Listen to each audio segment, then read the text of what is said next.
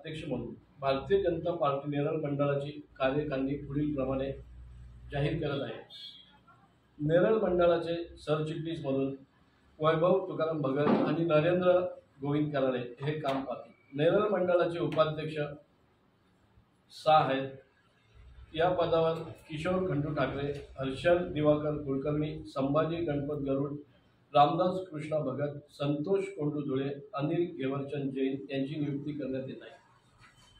नेरळ मंडळाचे चिटणीस या पदासाठी 6 जण आहेत. जयेश शिवाजी ठाकरे, राहुल कुलकर्णी, साधना संजय जाधव, मयुरी विनायक मसने, प्रतिभा प्रदीप घावरे, शुभांगी प्रमोद भारे यांची नियुक्ती करण्यात येत आहे. नेरळ मंडळाचे कोषाध्यक्ष या पदावर कांता दिलीप लिंबे या काम पाहतील. महिला मोर्चा अध्यक्षपदी सौ नम्रता नितीन कांदळगावकर यांची नियुक्ती करण्यात येत आहे. युवा मोर्चा अध्यक्षपदी जयेश अशोक जोशी यांची नियुक्ती करण्यात येत आहे. ओबीसी मोर्चा अध्यक्षपदी प्रेमनाथ पाटील यांची नियुक्ती करण्यात येत आहे. अनुसूचित जाती मोर्चा अध्यक्षपदी जयदास जाधव यांची नियुक्ती करण्यात येत आहे. अल्पसंख्याक मोर्चा अध्यक्षपदी जावेद जळगावकर यांची नियुक्ती करण्यात येत आहे. किसान मोर्चा अध्यक्षपदी शरद श्रीखंडे यांची नियुक्ती करण्यात येत आहे. तसेच विभागीय अध्यक्ष पुढील प्रमाणे असतील.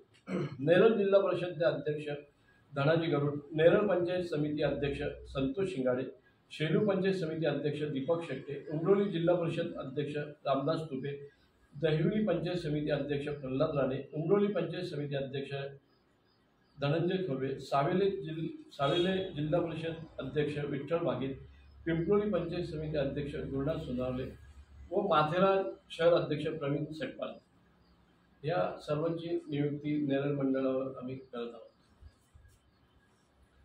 पक्षाने दिलेली जबाबदारी आम्ही पक्ष संघटना व पक्षवाढीसाठी पूर्णपणे प्रामाणिकपणे प्रयत्न करू व मंडळातील नागरिकांचे काही प्रश्न असतील व विकसित कार्य पक्षाच्या माध्यमातून करण्याचा प्रयत्न करू. प्रत्येक कार्यकर्त्याला न्याय देऊ. सर्व नवनिर्वाचित पदाधिकारी यांचे अभिनंदन करतो. त्यांना पुढील वाटचालीस शुभेच्छा देऊ. उमरोली जिल्हा परिषद, नेरळ जिल्हा परिषद आणि सावेले पंचायत समिती आहे आणि नेरळ नगर परिषद नवीन झाल्याप्रमाणे वागेल. अजून आम्हाला सूचना आल्या नाही. माथेरान नगर परिषद तुमच्यामध्ये इन्क्लूड केलंय का? त्याच्यात केलंय आता नवीन ग्रामपंचायती बदलली तर त्याची संपूर्ण रचना आमच्याकडे आल्यानंतर आम्ही नवीन नावं लिहू. पण सध्या जी आपली रचना आहे त्यानुसार आपण नियुक्त्या जाहीर केलेल्या आहेत आणि जशा आम्हाला पुढील सूचना येतील नवीन नावांनुसार तसं आम्ही नवीन याच्यानुसार जाहीर करू. पंचायत समिती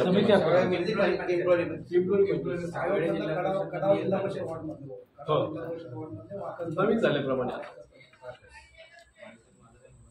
भारतीय जनता पार्टीचा विस्तार होत चाललेला आहे.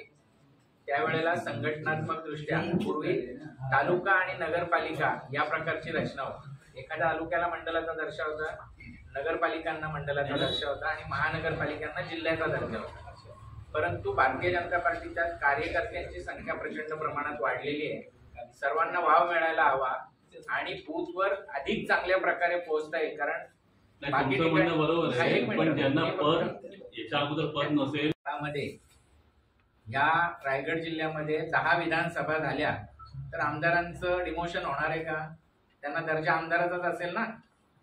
कशामुळे? त्यानंतर ऐका ना, माझं म्हणणं आमदाराचं पद हे शासकीय पद आहे. शासकीय त्याचप्रमाणे म्हणजे आमचा पूर्वीपासून मंडलाचा दर्जा आहे. म्हणजे पूर्वी आता मी सांगतो की आमची छोटीशी नगरपालिका असेल ना, नगरपालिकेला सुद्धा मंडलाचा दर्जा होता आणि महानगरपालिकेला जिल्ह्याचा, समजा रायगड जिल्ह्यामध्ये 3 महानगरपालिका असतील तर 3 जिल्हा अध्यक्ष होते. त्याच्यात डिमोशन असं पकडलं जात नाही. लोकसंख्या, मतदार संख्या याच्या आधारे तिथे त्यांना पद दिलं जातं. आता ही जी आपली रचना आहे यामध्ये मंडल रचना जी आहे ती 100 बूथची रचना याप्रमाणे ठरवली संपूर्ण देशात. त्यामुळे मंडल अध्यक्षाला तोच मान आहे, तोच सन्मान आहे आणि त्याला दर्जा पण तोच आहे. पूर्वीपासून मंडलच म्हटलं जात होतं. खोपोली नगर परिषद हे पूर्वीपासून मंडल आहे. तर तालुका अध्यक्ष ऐका ना तुम्ही बाजू म्हणताय बरोबर आहे. संपूर्ण रायगड जिल्ह्याचे अध्यक्ष होते. त्यावेळेला जिल्हा जो होता भारतीय जनता पार्टीचा रायगड जिल्हा असा संपूर्ण जिल्हा होता. आणि त्यानंतर आता जिल्ह्याची आमची रचना जेव्हा झाली तेव्हा उत्तर रायगड आणि दक्षिण रायगड असे 2 जिल्हे झाले. याच्यामध्ये कुठल्याही जिल्हाध्यक्षाचं डिमोशन नाही. धैर्यशील दादा पाटील तुम्ही बीजेपी भाजपचं असं नाहीये, सगळ्या शिवसेनेचं देखील तसंच झालेलं आहे की भारतीय जनता पार्टीच्या पावलांवरती पाव ठेवून आहे ना बाकीचे पक्ष सुद्धा आता अशा प्रकारे रचना करतात. या रचना करण्यामागचं उद्देश एकच आहे की फोकस व्हायला पाहिजे आणि कमीत कमी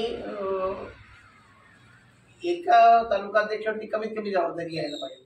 आता भारतीय जनता पार्टीकडे इतर पक्षातल्या लोकांचा येण्याचं जास्त आहे म्हणूनच हे केलं असं नाही. तर काश्मीरपासून कन्याकुमारी पर्यंत सगळीकडे 100 बूथचं लिमिट ठेवलं एका मंडळाला.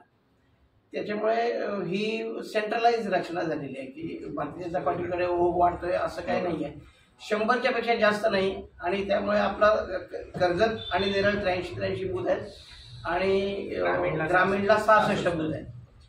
आता आम्ही पूर्वी रचना अशी पण ठरवली होती की 116ची 232ची 2 मंडळ करण्यासाठी, पण पक्षाने स्ट्रिक्टली सांगितलं की 100च्या आतच ठेवायचं, 100 पेक्षा कमी, कारण ती रचना चांगल्या प्रकारे चालवता येते.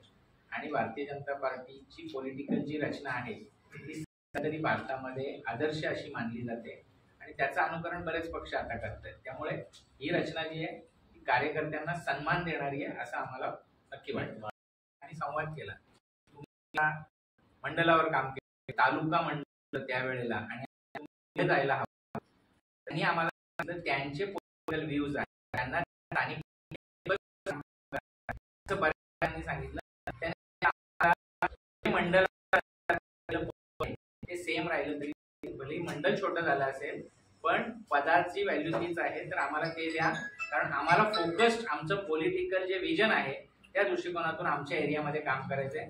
असं 3 मंडळांमध्ये आम्हाला पदाधिकारी भेटले की ज्यांनी सांगितलं की आम्हाला आमच्याच एरियामध्ये जास्त फोकस्ड काम करायचंय, आम्हाला तिथेच ठेवण्यात यावं, आम्हाला तेच पद देण्यात यावं. आम्ही तशी रचना पुन्हा केली.